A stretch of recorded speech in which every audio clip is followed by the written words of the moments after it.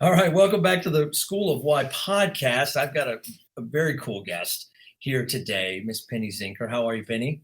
Hi, great to be here, Frankie. Yeah, and I heard that you were the Focusologist, and you've got that on your title.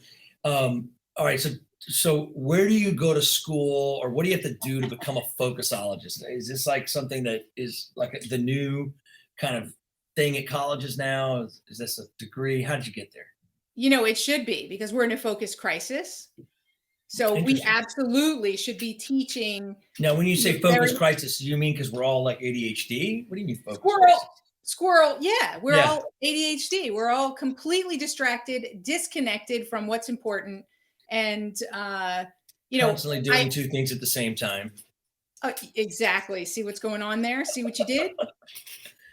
Exactly. And actually I saw a recent study that said we now have the attention span less than a goldfish. I'm not really sure who did that study, but Now, who know? really, How do people know what the goldfish's attention span is? That's I the don't know. question.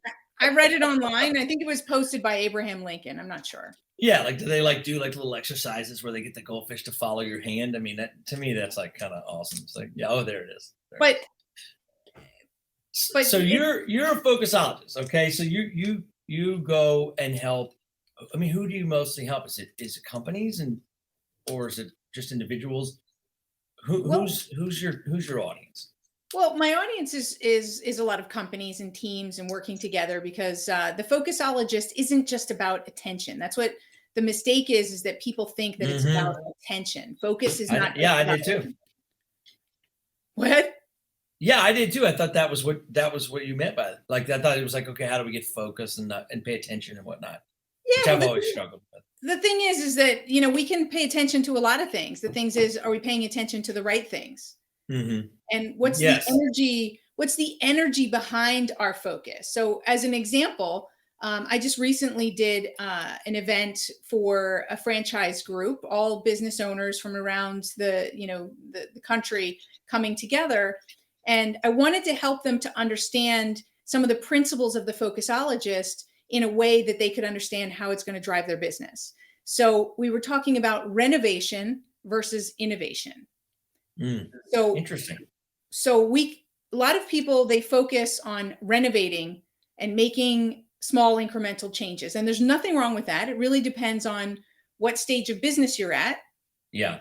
and where those opportunities are going to land you. And so we went through, when you're going to be focusing on renovation, then you're focused on different aspects than you are when you're focused on innovation. So for example, like when you're renovating, you might just be looking at data and using the data to make that decision. You're not really vested in any particular outcome. You're letting the data tell you what you think the data is telling you. But if you're innovating, then you're actually asking new questions and you're challenging the status quo. So when you Mm, use data and look at data, you're coming at it from a completely different energy and a different focus. And that's just one example of the two. So that's sort of my jam, I love is that. being able to have a greater understanding of where you're focused, what's the energy of that focus and the energy of our thought. Actually Okay. I did a TEDx on the energy of thought, so that comes into this picture, is where's our mindset? Because very Now, often energy. What do you mean energy of thought? Like you mean like kind of like the power of positive thinking type stuff, or what are we talking about here? the Energy of power thought. of purposeful thinking. So Okay. um and what that means is that we uh so the I did a TEDx. It basically 15 minutes kind of explained that we have this relationship, which a lot of people know, between our thoughts, our feelings, and our actions. But there's a lot of controversy over the chicken and the egg. Which one comes first? Which one is the controller? So some people say, well, if Interesting. you just do, right, then that's going to override how you feel and how you think, so Yeah, that you act your way into right thinking. right, right, act your way into the right thinking. Well, that's great. Well, let's see how that works for people who make New Year's resolutions. Let's look at the data on that and see if that's real. I mean, Always correct. Yeah. you can shift it, but it doesn't stick. It doesn't stick because it's not in alignment with our feelings and our thoughts. So some people say, well, you can do affirmations and you can force yourself to, suppress, and it's just about positive thinking and feeling. But the thing is that our feelings aren't the first thing either. We think they are because we can name them, right? Because we can say, I feel sad. I feel, I feel frustrated. We can give them a name. So we think that came first. But in reality, I believe, in my experience tells me, and my research, that really it's the thoughts that happen before the feelings.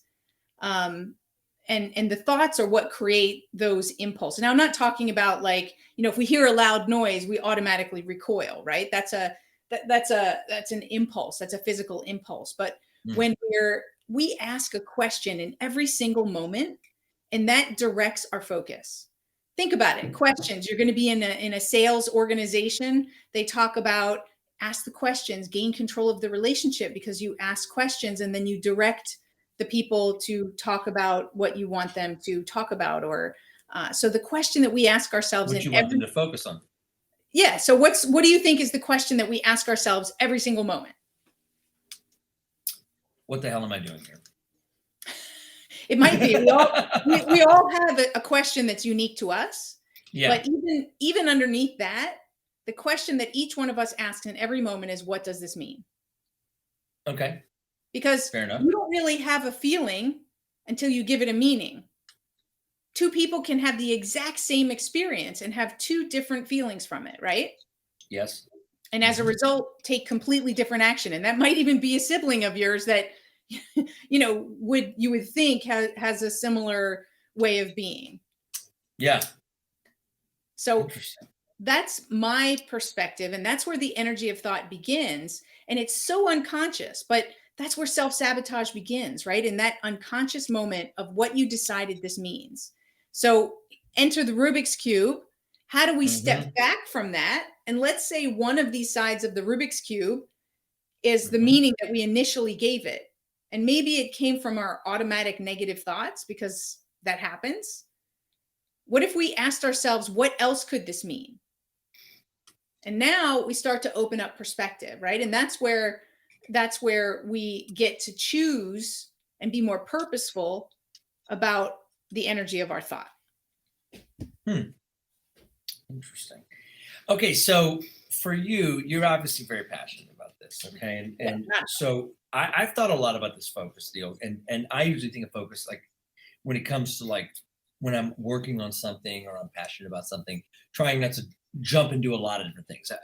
One of my biggest, superpowers and kryptonite, if you want to put it that way, historically has been a mile wide, inch deep. That's kind of always been my jam as a young person, because I always wanted to be very robust. And I was like, okay, cool. We'll build deep later. Okay. And I've learned the hard way that like you have to balance those two things, right? But I've also learned that if I'm willing to do the hard work and the scary work, because it's actually scary to focus on one thing, because when you have a lot of things, it makes it to where it's easier for to have more buy-in from a larger number of people. And so you get that affirmation and it's exciting, but the follow through is very difficult if you're not set up that way. So over time, I've had to go more and more focused in, if you will. And it's been a journey. But today, after having, started 7 different businesses, and some of them have done well, some I've exited with, some have failed. I've seen everything really in that scenario from a startup entrepreneur standpoint. And what I've learned in all this time is that I have to be focused. Like it can't be everything to everyone. It's better to be super focused and add some things on later than the other way around. And I hate to even admit that, because there's always been things that I've seen signs for as a young person. Like they would always say, like, if it's fast money in, it's fast money out.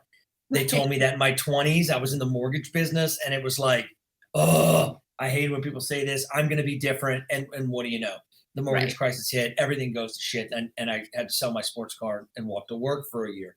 So clearly they were right, but I didn't want to listen. So, I'm just old enough now where I listened.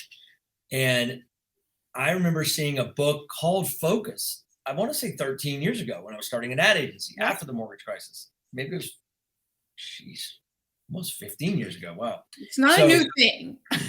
No, but I remember seeing that and being like, oh, but it is so true. Whether it's branding or whether it's a business or whether it's my personal life, like I can't do everything at the same time. I've got to focus. Like if there's something I want to work on, like I stopped drinking and doing drugs 14 years ago.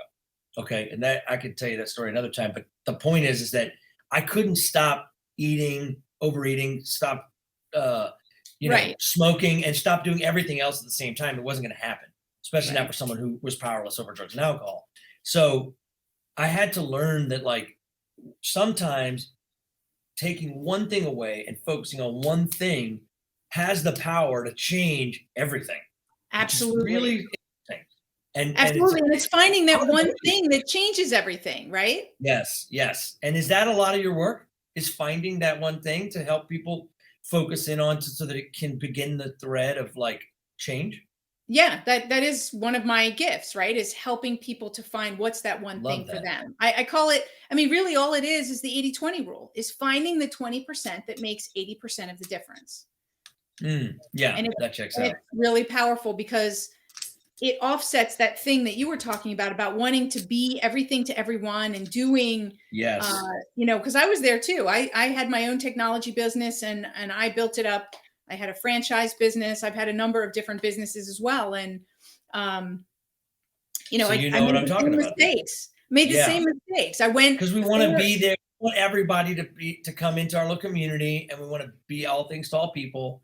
And that's the quickest way to kill yourself. Well, and it's the little guy on our shoulder or a gal that says, just work a little harder to get it all done, or like Hmm, you hmm. can do this, right? So like Yeah, I was hustle harder, work harder, grind it out. Don't never say die. or And you'll I miss think this some people, opportunity. Or you'll there's a miss this lot of people opportunity. out there. Yeah, yeah, you're gonna miss out. You're gonna lose. You're gonna fail. And so Right. people kill themselves trying to be quote successful. And it doesn't help that every other post people are like, oh yeah, hustle harder. You know what I'm saying? Like that's the secret. Hustle more. It's like what? Right. Like if working hard was all it took, then like I know people that work way harder than me. And they like are, in construction or work different places with great jobs and they're admirable Right. jobs. I don't work harder than them necessarily. So like to come out and say like, oh, you just got to work harder. Like, I don't know if that's always true. Yeah. Sometimes it's almost, I would say rarely true. Absolutely. I mean, that's the worst mistake that I've made in my past in growing my business, was trying to work harder, trying to control everything and everyone, Mm. and taking opportunities that I wasn't ready for. So like, Oh opened my up and said, "Oh, we're going gosh. to go into this new So country." And true. I said, "Yes, yes, I'm going to take it. I'm going to Yes. go into this new country. I'm not successful enough with my processes in my own country. What makes me think that Yes. I'm going to take on?" Oh But my I God. tried. I went to India and never been in the country. Okay, I go to India because I just okay. So first off, I never bought a company. So of course, no big deal. I bought a company. The next day, I fly to India. Like I just bought a company, haven't even worked that out, right? And now I'm flying to India with my new business partner from the guy who owned that company. Now he works for me now, day two, and we're gonna fly to India because there's a guy making that develops software, getting paid PayPal. And so we're just going to go to India and we're going to get some more PayPal workers. And the first day I get there, they're like, no, no, nobody's going to work for you like that. You have to have a company. I was like, okay, I'll get a company. So like literally in 1 week, never been to the country. I had to get an attorney, a landlord. I had to buy air conditioners. By the way, you got to bring your own air conditioners and you have to bring your own door in India. So I don't know if you started your company in Bring India, your but own door. oh yeah, yeah, yeah. It's all these like it's these metal doors. When you pick them up, there's no doors, so you have to bring in your own glass doors. Yeah, so you have to bring your own doors and your own air conditioners. Remember that when you Interesting. go to India and you want to start a All company, right. bring your air conditioner. So anyway, a week later, I've spent like $50,000 in a country I've never even been in. I own a company. I met with government officials, and I'm like, what in the hell did I just do? Now, if it worked out, but the chances of that not working out were Right. super high. And I love that experience, but that's just because I like that kind of stuff. I was younger and I just like crazy stuff. But as I'm getting a little bit older and like getting less of a taste for the crazy, it's like, okay, gotta do something different. I've gotta change the rhythm. And not everybody's is as crazy and not everybody is into that kind of stuff, nor should they be. So it's like, okay, what can anyone do to grow, right? And I like that. That's kind of what your mindset is. It sounds like. Yeah, but it's interesting because we all know the experience. You say maybe not everybody's as crazy, but we all know the experience of biting off more than we can chew, or saying yes Yeah, when we should have said sure. no, right? So It's all perspective, right? right. Everybody can relate to the principle behind it for sure. Okay, speaking of perspective, while you were talking, I went ahead and solved this Rubik's cube. Okay, and I know you're passionate about Rubik's cubes, and my new lot in life is to get you knowing how to solve this thing. I Okay, do. It's my next and thing. this thing is absolutely impossible to solve until you know the stages and the order in which it should be solved. That's Once right. you know that, you just learn the algorithm for that stage and continue to work that algorithm until you finish that stage. But if you work a stage out of order or you don't Ooh, follow bad. the system, it's never going to happen. That's You right. know, that's That's right. It's like any recipe, right? If you're gonna cook something, you've got a recipe, and your recipe says, you bring There all it the is. ingredients together and you stir it up and you put it in the oven. Well, if you put it in the oven before you stir it up, right, that's going to be one disgusting cake. So, Completely. And so it yeah. won't even technically be a cake. I don't know what it'll be, but it won't be a cake. But yeah, so there's Yes. the process, and but there's also another element to this that I want people to Okay, understand. talk to me. So actually, it's interesting, right? So you solve it in layers. I haven't yet gotten this, but I understand that you solve it in layers.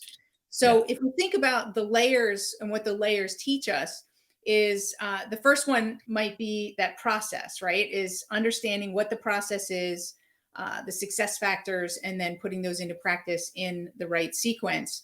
The second one is also emotional intelligence. It's my alarm telling me to stop working for the day, but Is it? yes. Nice. Because, Okay, well then the rest of this podcast is dedicated to fun. well, we're already having fun, right? Okay, good. So one of the layers is about emotional intelligence. So if we look at each side of the Rubik's Cube that has a different color, okay, right? That different color could represent the different personality types that we interact with, so that we can understand them. When we're dealing with other people, it's almost like they speak another language, right? Mm. And when we think about that, it'll give us greater empathy and greater understanding and greater connection to other people, and greater listening skills, right? When we think about each one of these, and they could be your business partners, they could be your suppliers, they could be your customers, they could be different people that you interact with, they could even be family members. And when we can step back and look at it like that and take ourselves away from the emotion, then we can have just that create better relationships and have greater emotional intelligence as we interact with anything, right? We could also be stuck in a problem. If we're one of these and we get stuck in that problem, then and we're stuck in that one side, then we can open up to new perspectives by stepping back again, that stepping back and looking at different ways of looking at it. Even if it was back to that original question, what does this mean? What else could this mean? What else could this mean? Right? A pandemic just wiped out, everybody's at home. What does this mean to our business? Right? Some people might have been freaking out and saying at first, it means we're out of business. Okay, well, once you get over that freak out point, what else could it mean? Where's the opportunity, right? What else could it mean? And then the more we ask any question, the more perspective we get over it. Wow, I love that. So what would you say is a good way for people that are watching or listening to, as a starting point, right? Where do you start with this?